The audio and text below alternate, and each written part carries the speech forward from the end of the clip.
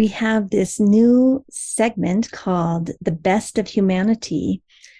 And I would love for all of you to call in and tell me about people and groups that are exploring the best of humanity. I think we need to remind ourselves of all the good things happening in the world. And I'd also like to just talk about what the best of humanity means to me. To me, it's a secular philosophy, kind of a form of spirituality. And it has this emphasis or value on the potential of human beings, and that we as human beings can strive for self-improvement and to use our God-given talents and abilities to make the world a better place. And that in striving to be the best person that we can possibly be, this also promotes a sense of connectedness and community, that the meaning and purpose in life is through our relationships, and that it's through connecting with ourselves and one another that we can create a more equitable and just society together. Another part of this Best of Humanity series is that there's a focus on ethical living and living in accordance with the principles of compassion and empathy and social responsibility, which for me, that is what I call my spiritual practice. Also knowing that the best of humanity is not limited to focusing on just human beings. It also values Mother Nature and our environment. It encourages us to consider the actions of the natural world and take steps to preserve it for future generations, just as our ancestors have protected the environment for us.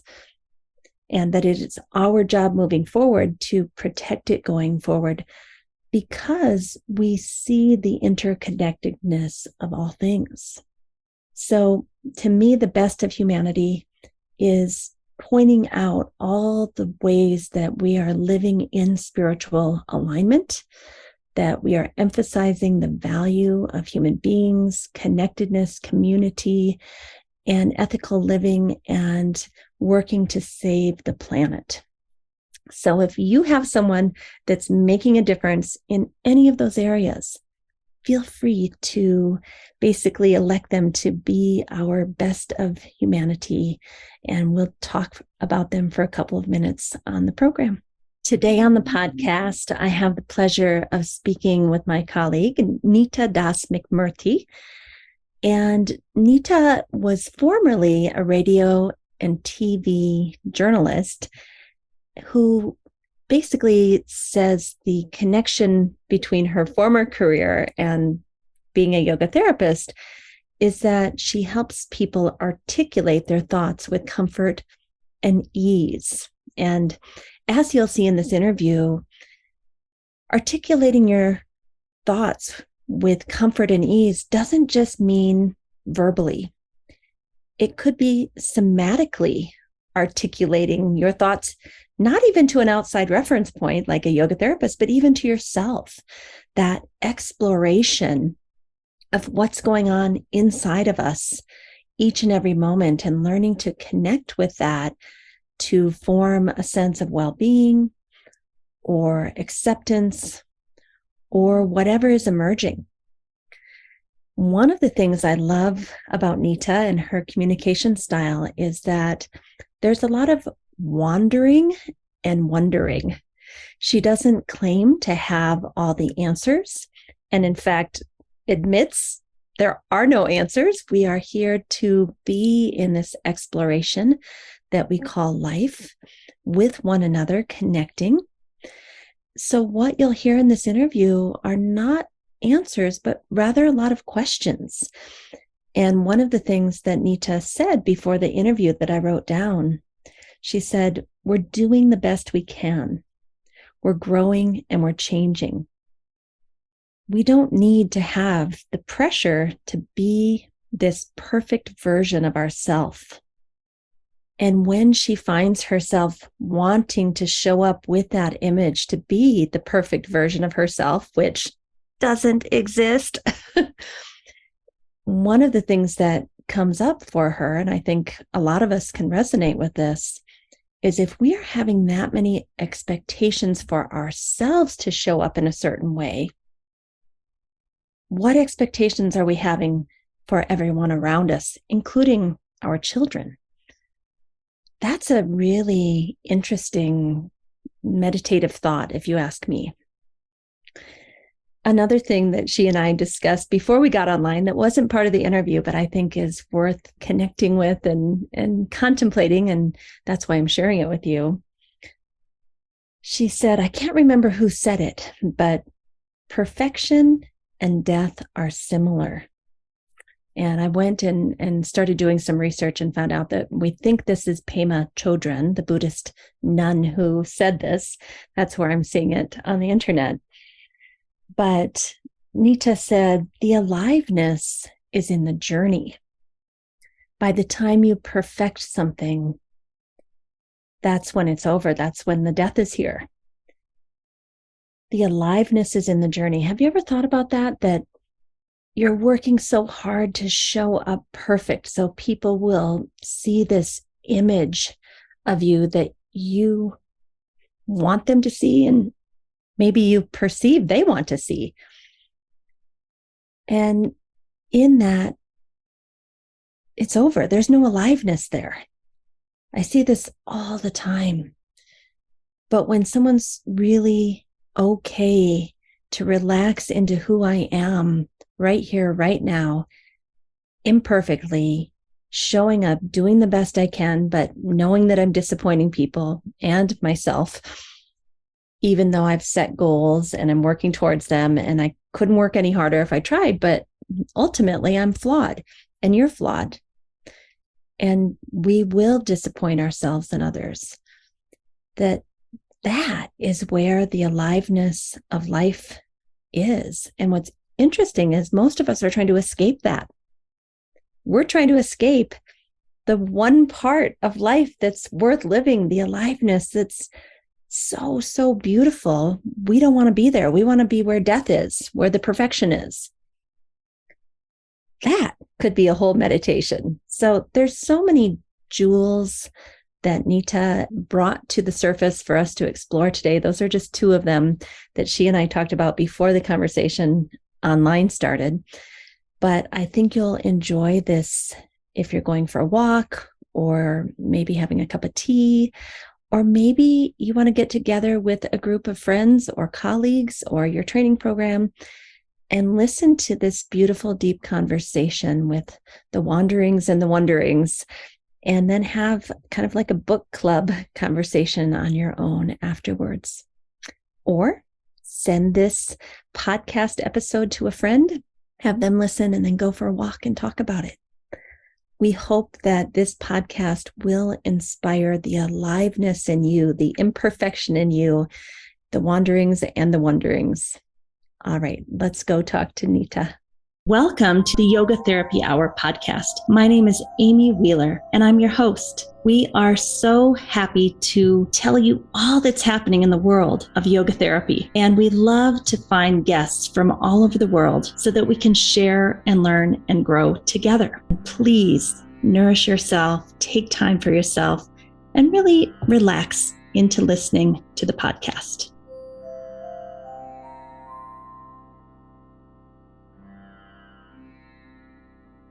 Thank you, Neeta, for coming today and being our guest on the Yoga Therapy Hour.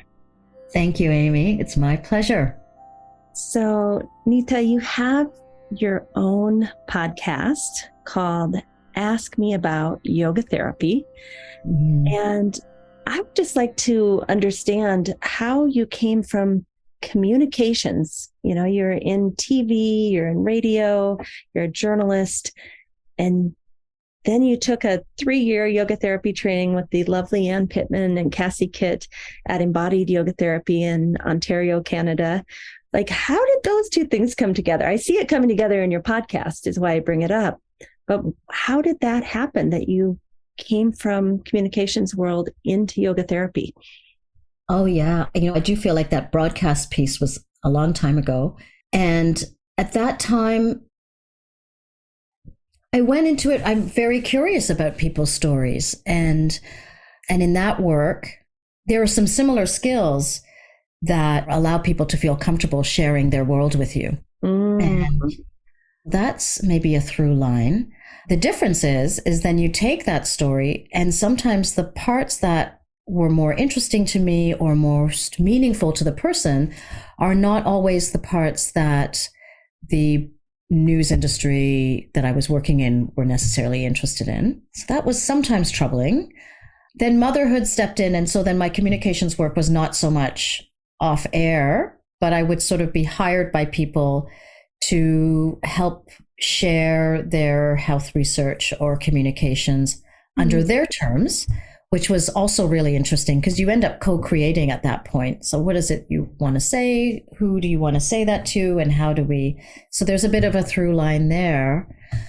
Curiosity about someone else's worlds. I always feel like we only see about 3 to 5% of people. And then if you're lucky, they share a little bit more with you, but they've had a whole life before they meet you. And we'll never see all of that.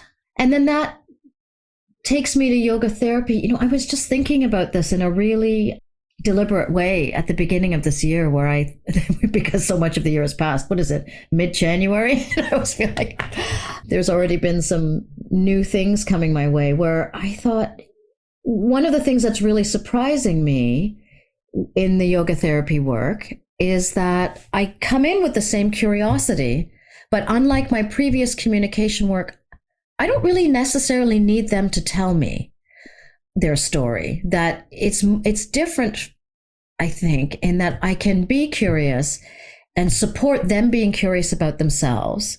But I don't need to necessarily have them tell me anything.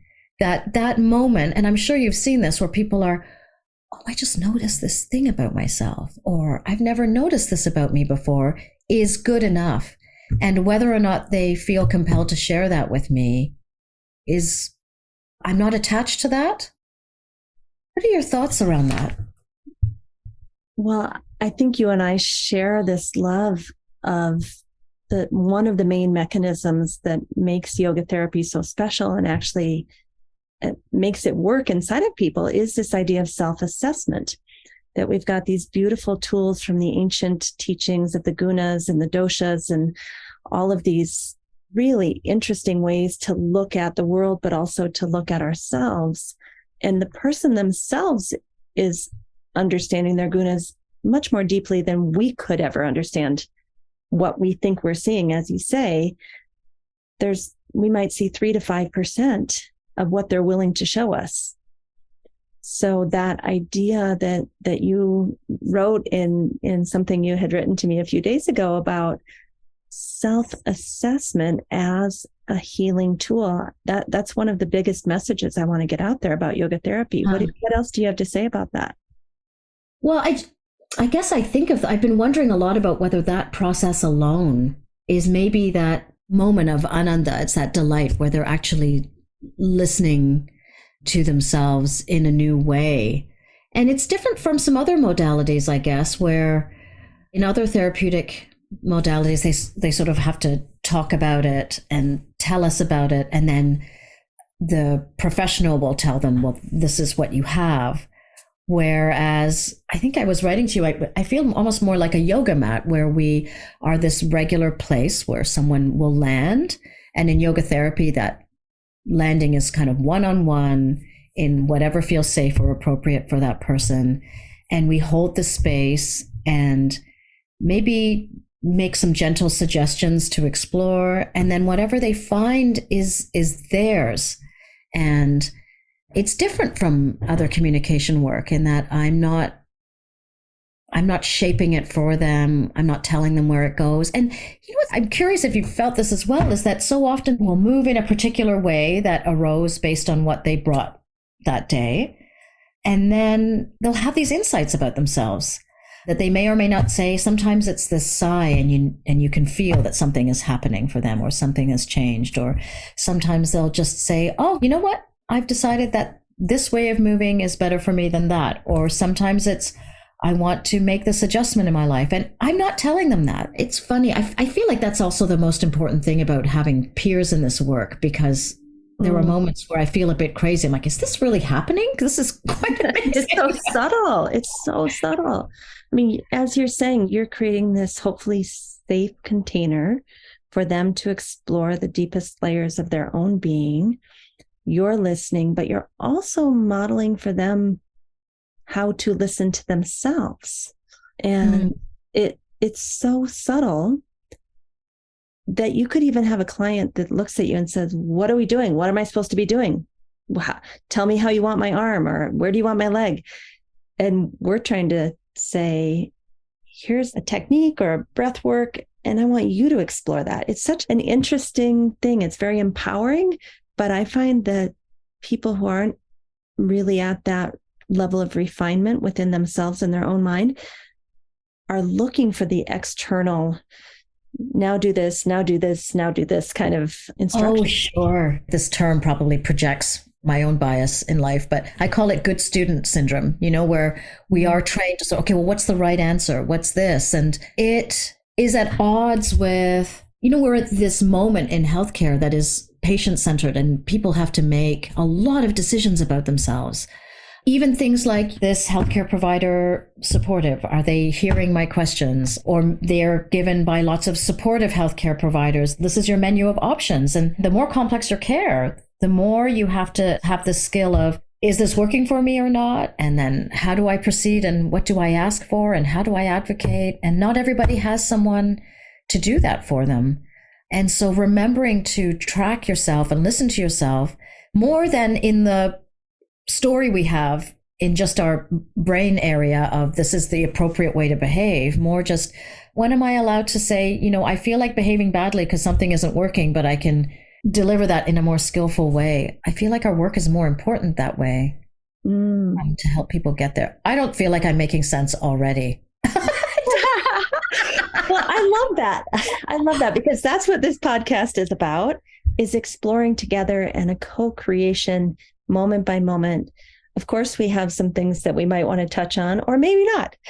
And I think, one of the things we talked about is this idea of expectation and perfectionism, and how maybe someone wants to show up in a certain way and present this image to be smart or talented or beautiful or whatever it is we think is important. But what yoga therapy is, I hope, trying to get us to be able to do is show up as we are. Yeah. With our imperfections and our internal wonderings of, what did I just say? Where am I going with this conversation? Like, to show up and be able to be joyful with that. Like, woo, where are we, Neeta? I was following you, by the way, but I'm just saying, like, that ability to just be okay with that and be happy about that and know that we spent a lovely hour together. That, to me, is the result of being comfortable in your skin as a result of yoga therapy. I hope so, but it's really a struggle. Like, as I was saying to you, when I was coming to this podcast and then thinking about, I was really working hard not to think about what your questions might be and what I wanted to say, because that's a whole rabbit hole of neuroses. But on the one hand, I think, if I'm lucky, I'm still growing, and whatever I say today is the snapshot of where I am. And then it should sound a few weeks from now like I wanted to say something different, because I'm a different person. But on the other hand, I thought, oh, I better say the quote unquote right things, or I'm going to sound like a fool, or whatever awful label I had for myself that I'm currently carrying. And it's those both pieces that I find, if that kind of perfect version of myself were easy, we wouldn't have this consideration of Purusha Prakriti. We wouldn't have faith or philosophy or science or any of these pursuits, because we'd all be perfect and have everything figured out, But it's really hard to remember that when there's this other piece of me going, oh, am I doing the right thing? Am I being a good student? Am I being a good yoga therapist and a good guest? Or what I love most, I love everything you just said, but what I love most about that is this idea that you will be a different person 2 weeks from now, and 2 months from now, and 2 years from now. And that where we are in this moment is a snapshot. for better or for worse. I had a really bad day last week where I got irate with Bank of America on the phone, and I'm not proud of it. But that was a snapshot of where Amy was on that day. And hopefully she doesn't go there too often. Can we be gentle with ourselves and just know that a series of events led to that? I wasn't in a good place. And here we are. Probably have my name flagged in their system. Oh, it's so funny. I mean, we all have that. And then how do we, assume the best? And like I was saying to you, the more I thought about, wow, how I'm being really hard on myself. And gosh, I hope I'm not hard on the people around me, as a friend, as a partner. And then because I'm a mother of 3, I think, oh, do I have those expectations of my kids? Because I don't want that. I think because it's subtle, we miss this part of yoga therapy, that this ability to show up as ourselves in an imperfect way most of the time, to shed the image or the mask that we've put on that we want everybody to believe I'm this way and I have it all together. I think a big part of yoga therapy is deconstructing that. But the hard part is we have to get comfortable with it before we can let the world see this new emerging version of ourselves. What do you think about that? I'm just feeling a general yes. Also, I feel like I want to say to anybody who's listening, because there's something about our medium talking about it, that it sounds like a lot of brain, mind, like cerebral mind work. And what I still sit in awe with is how not using words and going through movement and noticing that everything we're articulating with words, you and I, can be, if we're listening, felt in the body. And I still don't know what that's about. I think there's a lot of meditation and science and physiology work that's wondering about that pretty heavily at this kind of growth moment in our human learning in this part of the world.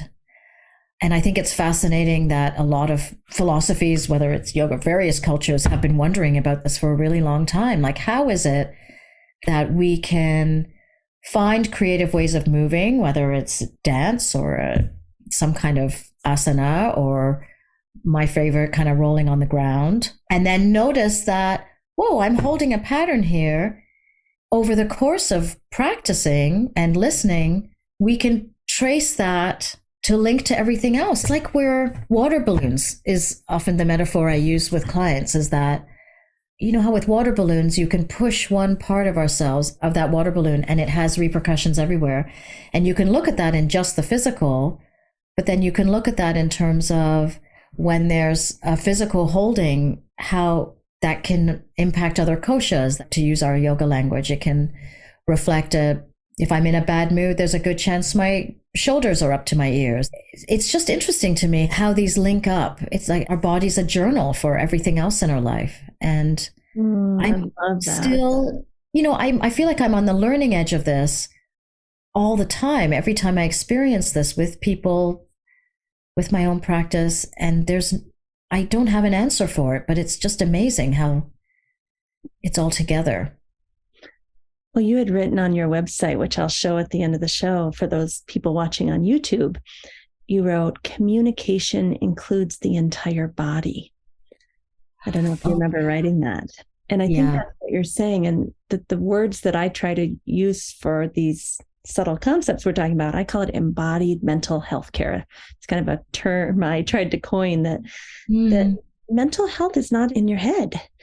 It's your whole body, as you're saying, that when you have chronic mental, emotional patterns, those are connected to actual physiological and skeletal muscular patterns in your body. Those two things are not separate. That my right hip starts to lift up and go forward and cause my SI joint pain when I get really stressed out, don't drink enough water, I'm sitting too much, and I feel overwhelmed. That's mental emotional pattern is going to impact my right hip. I can see it now. And I think a lot of what we're doing in yoga therapy is helping people to make those connections, maybe. Nowadays, when we say mind, people assume that we're talking just about this part. Right. And I often wonder if when people spoke about mind before, they meant something bigger, or maybe it's just that because we live in a time and place, I mean, we're both in North America here, that really values the work of the mind more than ever, and what we see and how we use this part of our head to engage with the cyber world, and that everyday work is less and less involving the mind of the body, that it's easy for us to forget that the mind of the body as part of ourselves, and that it's in every cell. Yeah, I think so. That's what it feels like. I wrote this down, the mind of the body. Huh. I like that. Again, I don't think that's mine. I'm sure there's somebody, one of my Yodas taught me that. Well, I want to tie it into something, and this is a little off track. We didn't talk about this beforehand, but this idea of a kavacha, Kavacha, kavacha, this kind of veil of protection that we put around ourselves so that we can interact with the world and try to keep ourselves safe. But the kavacha oftentimes keeps good things out due to, aversion of, I don't like that, or I don't think I like that. And it sometimes lets things that are not supportive to us in, because we have these attachments to things that don't serve us.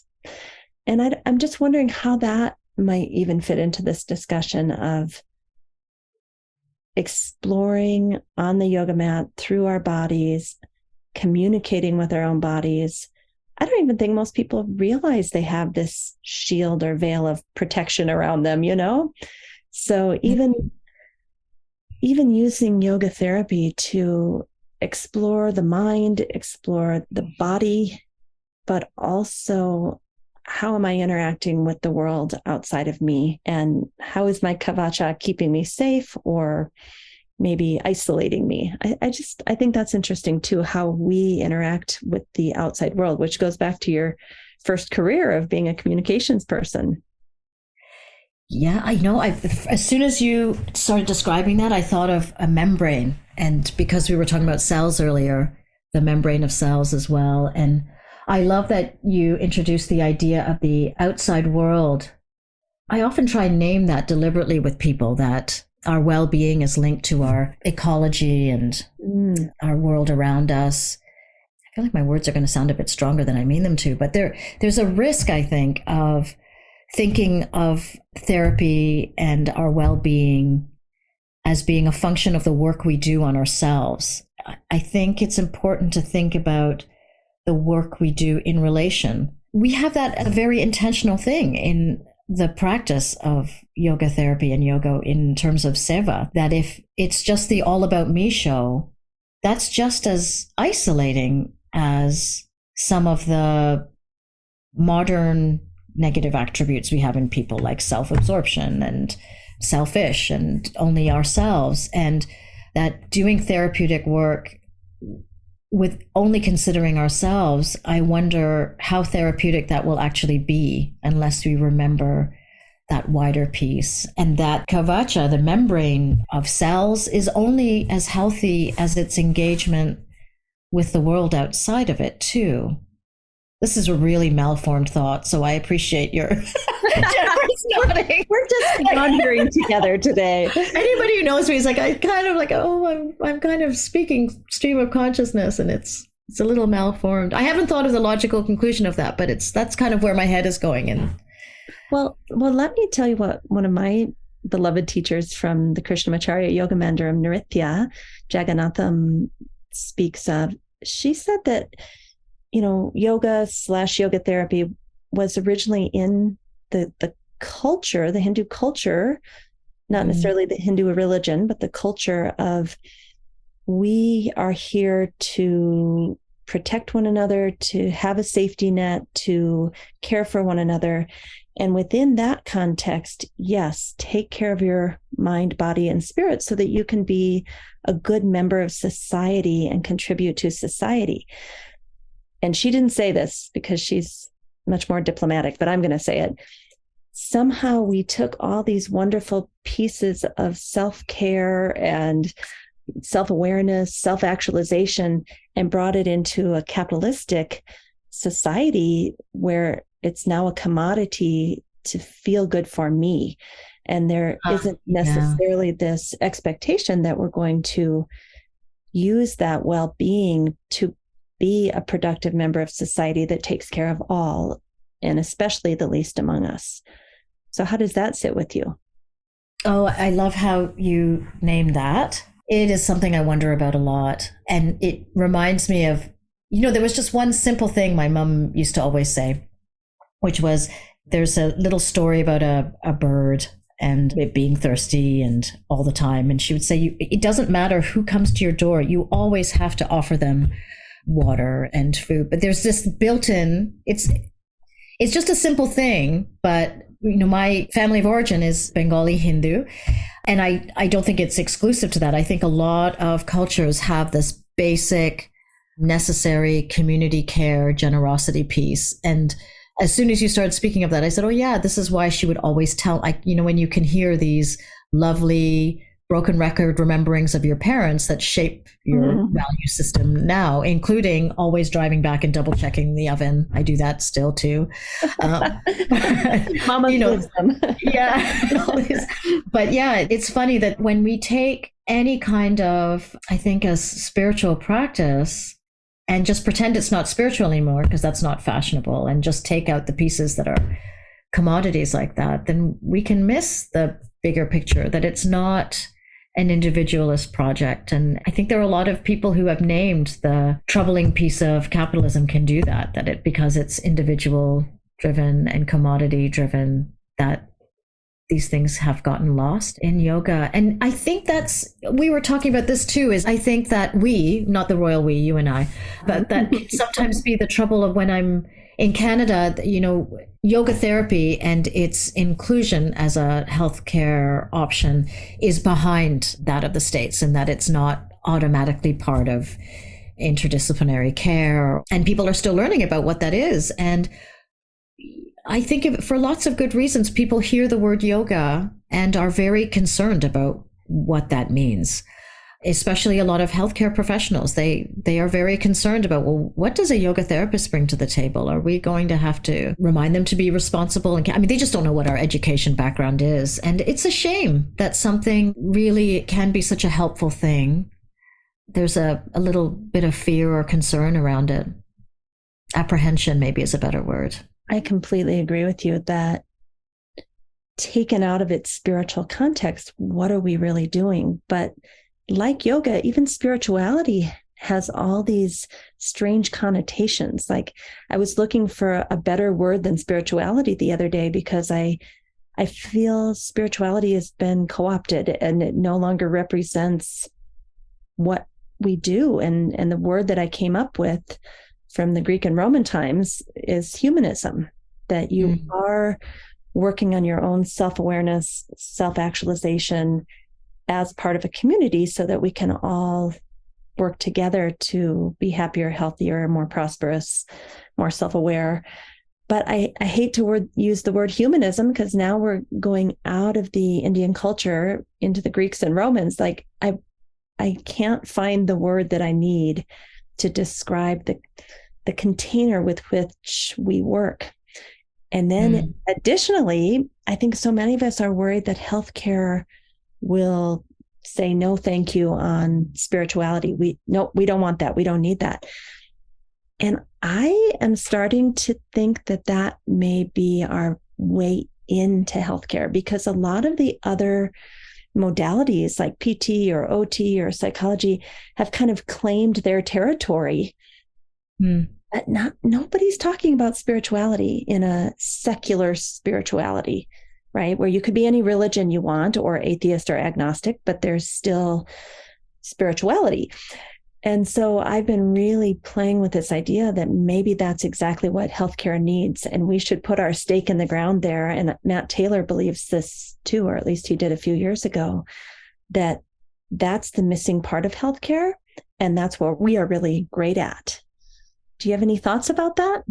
Oh, that is very interesting. I look at how some of the different ways people practice yoga therapy, and I don't know that this is fair, but I sometimes, in me, I feel a bit of an aversion when I feel like it looks like somebody is, there's a temptation to make our work sound more valid by pretending to sound like something else in a way. And I have to resist that. There was, when I'm describing my work to a physio, I might create a parallel, but it's not physio work that I'm doing. And it is very distinct. So you have so much more experience than I do in this area, but to really think about what is unique about what we have, that spirituality is a very interesting one. And I wonder a lot about even what that word means to people as well.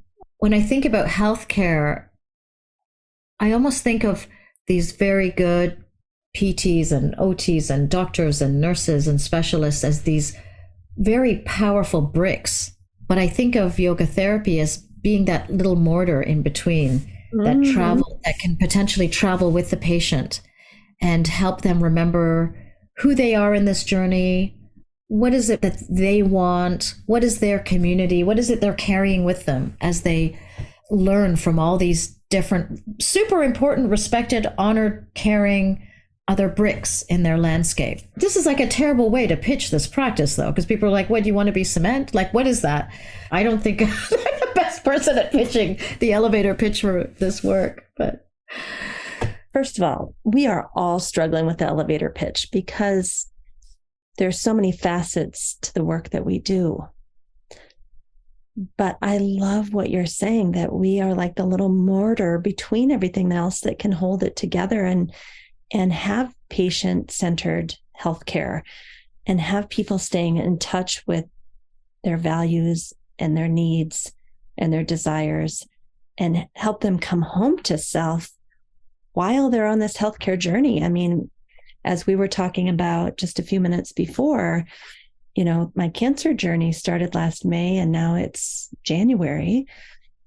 I was going to the doctor several times a week, and to have someone that I could come home to in the same place and time, and that person was going to show up for me. And for me, that was my teacher, Geeta from KYM. Mm-hmm. Every 2 weeks on a Thursday night, I was going to see her online, her Friday morning. That was my glue. That was my mortar that held it all together. And then being given a daily practice to do with her voice ringing through. A lot of times I would play a tape of her voice. And I think it's a beautiful elevator pitch. I don't see anything wrong with it. Oh, well, thank you. I guess my question to you, Neeta, is do you think healthcare will buy that? Say we went in with that elevator pitch that we, secular spiritual practice, if you want to claim a certain, Hinduism is part of yoga, that's everyone's prerogative. But the way I was taught from TKB Deskachar, it was a secular spirituality. Yeah. That could be applied to any religion. Yeah. And that we are going to be the person who helps that patient make it through this process of whatever disease pathology and doctor's appointments. Do you think that they would go for that? I don't know the answer to the question. I'm exploring. Yeah, I don't know either. And, the other thing as you were asking that, I thought that this work might be more important for the people who don't have a happily ever after story when they're traveling through this. I mean, where we are most supportive is in those moments of you're going through the journey, but you don't know how it's going to end up. And that's the hard piece to carry. That's right. But then there's also people where it doesn't end well, or they end up living permanently with something that is unfun. Right. And all of those things, the unknown, the unfun, that's where many people report a gap in the healthcare options that are already out there. I really think we're good with the unknown and the unfun.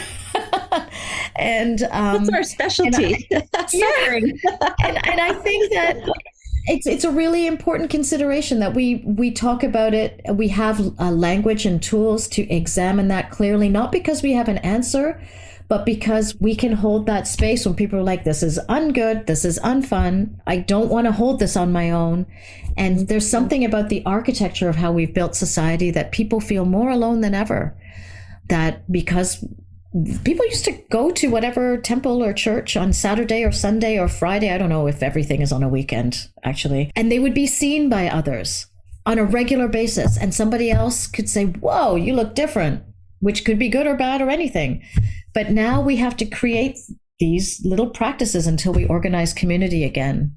And so that people don't have to hold this by themselves. And gosh, I don't want to underestimate how there are incredible scientists and doctors who are, and nurses and everybody else, and human beings who are curious about finding cures and solutions for all of these things. But there are a lot of people who are going to be uncured and unresolved and floating in chaos. And all of a sudden they're haunted by something that may not change into what they want.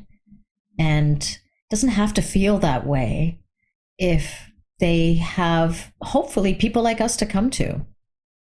But I do think it's a hard sell, too, because the very people who we have to work with have succeeded in the status quo language about health and well-being.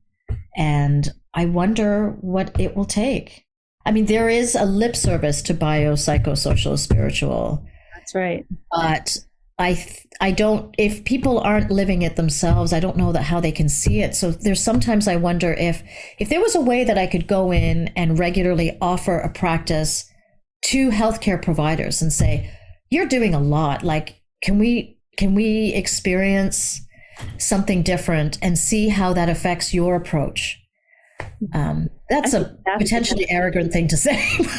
No, if healthcare workers and providers don't have an experience and feel that being held, that community, that mortar in between the bricks of their lives, they're not going to recommend us.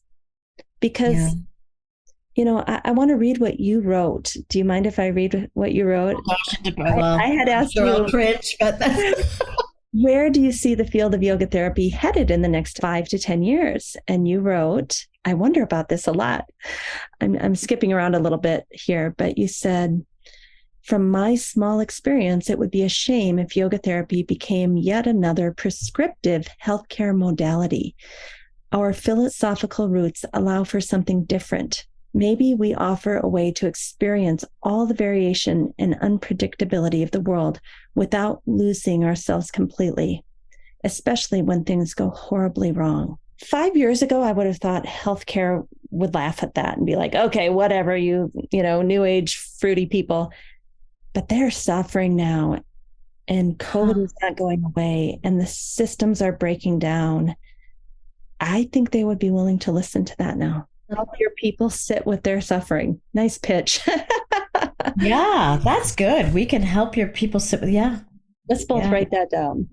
And because a lot of doctors are telling me, or nurses, they don't know what to do with people. They send them home and they feel horrible that they don't have someone to help them sit with their suffering. Yeah. And I'm just thinking of that power of leaning into stuff and how, even sitting with suffering, it's not like we're going to put on a bunch of depressing music and, that maybe some people would like that, but just to, as soon as you get curious about it, there's this perspective one can get about it as well. Or we don't put a bow on it. We can sit and just say, yeah, this is really bad. Can we have a place where you can really have a moment of the everything bads, is what we call it in my household, and just say, yeah, it's everything bad. Let's just pretend it's everything bad, because the rest of the world is expecting you to be maybe a smiley warrior, an easy person to contend with. You can't throw a tantrum in a doctor's office. I mean, we all know that those practitioners are carrying a lot already and are moving from one place to another. So where can you do that? Come and have a tantrum with me. I've thrown good ones. I can hold a space for yours. And here's another thing you wrote that I just loved. I asked you, what's one piece of advice you could give our listeners. And you wrote, we don't have to have the right answers in order to be of service. We just have to wonder with people. Yeah, that is really something that I have learned from my yoga therapy school. You know, our first year of exploration, we had to do a lot of work on ourselves. And I thought, wow, I've made so many mistakes and I still make mistakes all the time. And, you know, this is unpacking this idea of perfection that I still carried, I guess, or expectations I had of myself and good student syndrome and all these things we've been touching on. And it was Anne Pittman who said to me, our shared friend, she said, don't make up a story that you can't have a life and be of service. I've had to think about that a lot. And I say that to myself all the time, that I don't have to go in. There are other people who are going to try and fix this person. They can go to their psychologist, they can go to whatever. I just have to wonder with them. And it's incredible what arises in those sessions. We don't just sit around and do nothing, even though that's what prior to my training I would have thought would happen. There's an impulse that person has to move. They notice something in themselves and we explore that, and a whole practice can arise. And we just have to wonder, and that can arise. And I've realized that that works with that approach is how I approach relationships outside of a yoga therapist as well. And that it's the kindest thing to do for children so that they can resolve their own life. Wasn't a very successful helicopter parent, but even still, I'm sure I fretted a little bit more than I should, but I don't have to do that. I just have to wonder with them. I'm going to go all the way back to what you said at the beginning of this little segment, that your first year of yoga therapy school, basically you worked on yourself. You had to learn how to wonder and sense and listen to yourself before you could probably be very effective at doing that for someone else. And I think it's really hard to do that. It's easy to talk about, oh, I'm going to work on myself. But to get in that place of curiosity and wonder and stay there, that's hard work. Because we want the security of knowing the right answers. I find this all the time with people in year one. It drives them crazy to just sit in that gray area. Like, am I learning anything? What do I know? Who am I? Why am I here? Like, to just be with those wonderings is really hard for people. And there's a lot of resistance. So, for you to take that from year one of your program, become a yoga therapist, apply it to your most beloved children, like that's the work right there. Oh, yeah. And they'll probably tell you I'm doing it all wrong also, which is their job. I don't have the capacity to grow in one area of my life and not have it bleed into other areas of my life. So I wonder if that's true for everyone. Yeah. But it certainly is for me, that if I'm working on something in one area, then I can see that pattern in other areas. And I think that's what we mean by self-reflection, self-awareness, and self-actualization. Like, that's the process, is that it is bleeding into the other areas, hence the need for our daily practice, right? Mm-hmm. And for remembering that it's not just us. I mean, that we're always part of a world. And a community. Yeah, I think I'm really noticing how good you are at trying to keep me on track. Well, I'm going to keep us on track. And this is going to be our last question before we tell people how they can contact you and be in touch with you and listen to your podcast. So the last question I had asked you, at the end of your life, what do you want to know in your heart? And what you wrote back is that you have a death meditation that you do on a regular basis. Tell us about that. Why would you do a death meditation regularly? I think I heard from someone that this might be a good idea. It was someone very Buddhist oriented. You can tell I'm not super great at gossiping about other people because I don't remember names. And I thought, oh, that's kind of neat. And then I came across this app that pops up different quotes related to end of life. I'm sure you've heard of it, that We Croak app. It's really funny in a good way. And then I sort of have this journal with a whole bunch of different, whenever I come across somebody's thoughts, they'll write them down. And around the time that my mother died, I guess it was about 8 years ago now. She was very young Well, I felt that she was very young for cancer to take her out, but I don't know what that is measured by. And it was hard. So I would just think about it a lot. It wasn't a very organized meditation. I just lie on the ground, just because that's one of my favorite places to be, and feel the ground and think about life and death very broadly. It's really all there is to it. And sometimes my thoughts drift elsewhere, but certainly when I don't practice, it's harder for me to remember how I want to be in the world. Only about 10 minutes, sometimes 20 minutes. And sometimes it's more oriented to noticing what breathing is like and feeling aliveness in that moment, even though I'm lying in a bit of a dead shaped position. I guess at least how they show it in movies. So that's really all it is.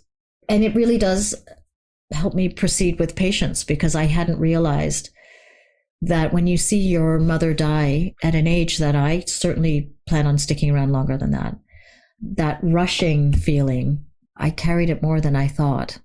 And it was easier to leave that and say, look, whatever time I have. And that rushing is just letting life slip me by instead of really living it.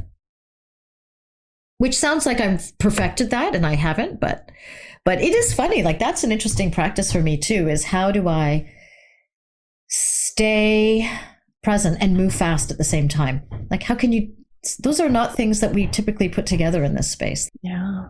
You know, the other day I was meditating on death, strangely that this should come up, because we have a family member who's in their death process. And I was laying in bed, just feeling and breathing. And I thought, when I'm in that person's position, I won't need that makeup. I won't need that closet full of clothes. I won't need the specific foods in the refrigerator. I just went through the whole house and like kind of imagined myself letting that go, sitting in a small room with really not much, a hospital gown, And then I started thinking, well, what else won't I need? I won't need an attachment to XYZ. I won't need to check my emails every day. Like, I just started taking away all the things that are no longer going to be relevant to me. And it was powerful. It was I don't know where that came from, but that was my death meditation that I did last week.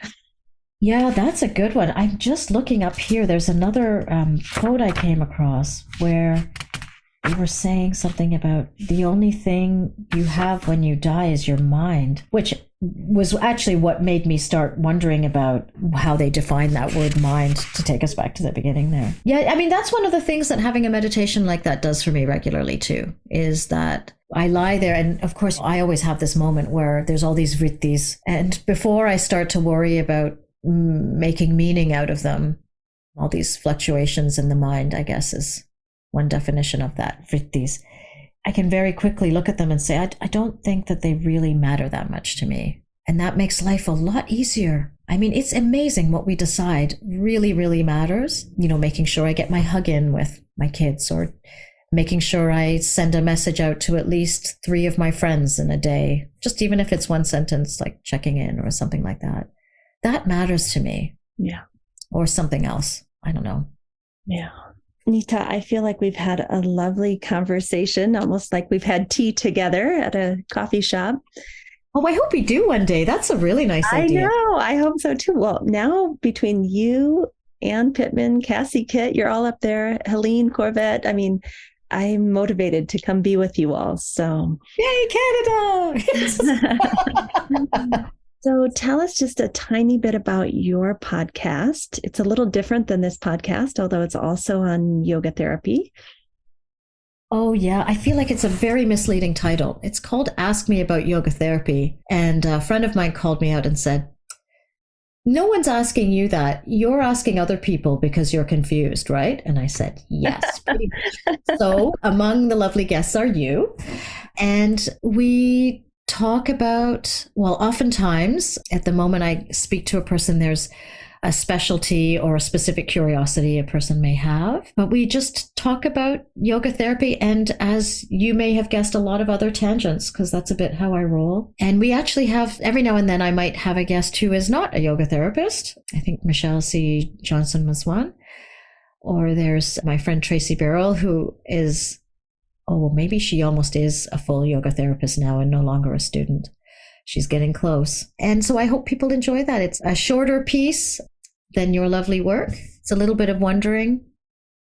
I hope to have some repeat offenders. Maybe Amy will come back. Sure.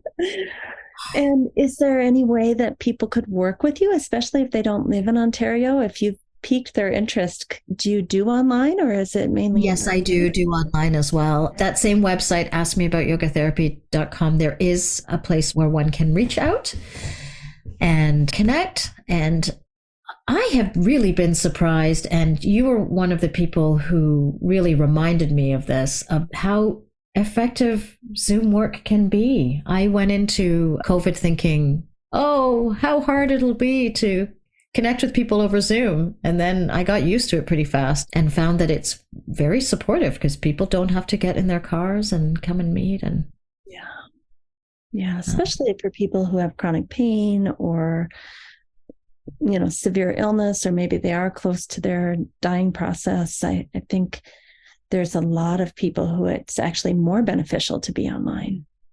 Mm-hmm.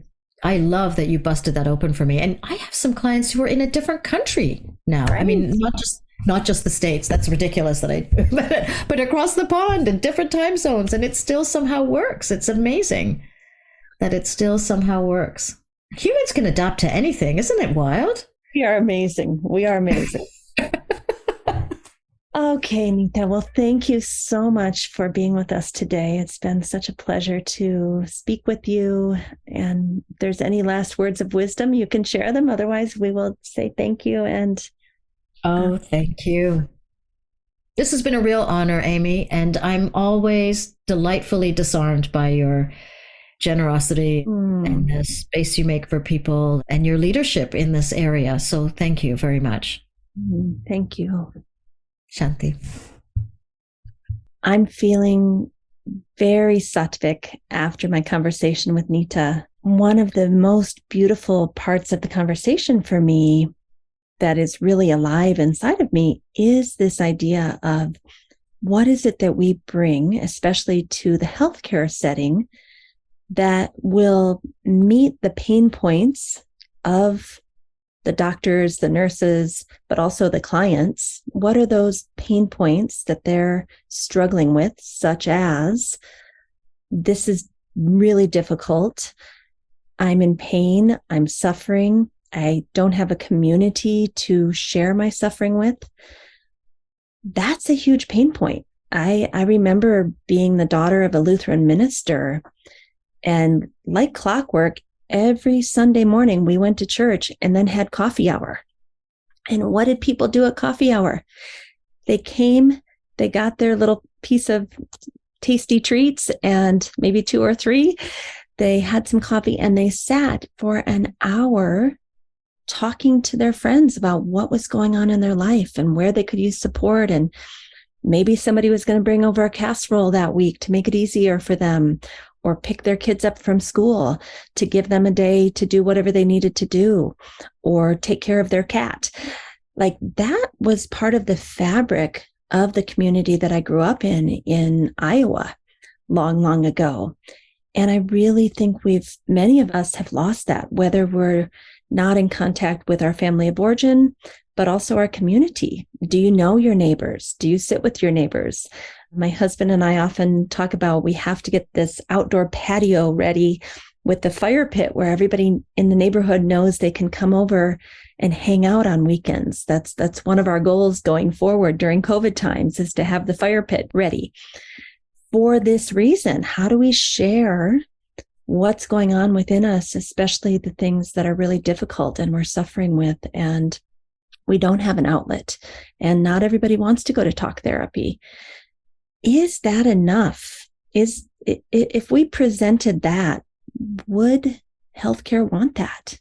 I'd be really interested to know if being that mortar, that glue that holds everything together, if that would be enough. A lot of times we talk about sales and marketing. Let's go after the low-hanging fruit. Well, that's low-hanging fruit, but it's deep. It's serious. And I was thinking, well, would healthcare feel that we're qualified to do that? But Patanjali's Yoga Sutra and many other ancient texts, it's all about preparation for the end or for death or preparation for suffering and how to find acceptance or work your way out of the suffering. That's what we're trained to do as yoga therapists, especially in programs that really focus heavily on Patanjali's Yoga Sutra as kind of a foundational lens or framework with which to view the 5 layers of the human system. So I think it's enough. I remember Matthew Taylor talking a few years ago about getting involved in a big federal government, United States federal government pain consortium where they were trying to solve the opioid crisis and figure out how healthcare was going to interact with that and help people through that suffering of being addicted to opioids. And there were many categories of different healthcare providers, from physical, mental, emotional. And the group that Matthew wanted yoga therapy to be in was the spiritual group, because that's where we have so much to offer. And it's not that we can't be aware of the physical body, the mental, emotional body, but the spiritual is where the gold is for us. And so when he went into those meetings, he was really advocating that that's the door we could get into healthcare with and really be within our scope of practice, but also have something very unique to offer the world. So I'd like to hear more about that, especially from people in healthcare. Is that something yoga therapy could lead with and be accepted and have them say, yes, we need that desperately? In my mind, of course, I think that, but I think we have to go out there and test it out with real doctors and nurses and hospital administrators and wellness directors and ask them, is this something that you could use? And would you be willing to pay for that and support that in your system? If not, it's still okay. There's still hope for us. We can personally market ourselves that way too. So it's a wondering. I don't have all the answers. It's something I've been exploring within my own Optimal State Yoga Therapy School, but also exploring for the field of yoga therapy. And I think these conversations are never ending. They're growing. They're continuing. We're learning. And the joy is in the journey. All right. Have a great day, everybody, and we'll talk soon. Please don't forget to sign up for our newsletter mailing list, where we give you a free gift every single week. It's usually something that the guest has been talking about, like a book chapter or an article or an infographic. Check out the show notes for that. Thank you for listening today. Don't forget, we have a new YouTube channel called Optimal State with Amy Wheeler. We also have a new Patreon page where you can support us to bring you the most excellent content, and that is Optimal State and the Yoga Therapy Hour Patreon page. Also, you could write us a review on most major platforms that host podcasts. Give us 5 stars if you appreciate the show and tell us what you love so that we can do more of that. Finally, we support several nonprofit organizations through this podcast. See the show notes to understand how you can help. If you'd like to be a guest or a sponsor for this program, contact us at the email welcome@theoptimalstate.com. welcome@theoptimalstate.com. And finally, a special thank you to our team here at Optimal State. We are truly a global family. George Mantuan, one of our executive producers. Adam Satchel, senior media producer and sound engineer from the Philippines. Krishna Panchal, a producer from Canada. Modupe Abdullahi, who does the show notes and is an editor for us from Nigeria. And Peter Morley, who wrote and produced the music for this show, who lives in Australia. Find more about Peter's work at www.zenmusic.biz. Thank you for listening. We'll see you next time.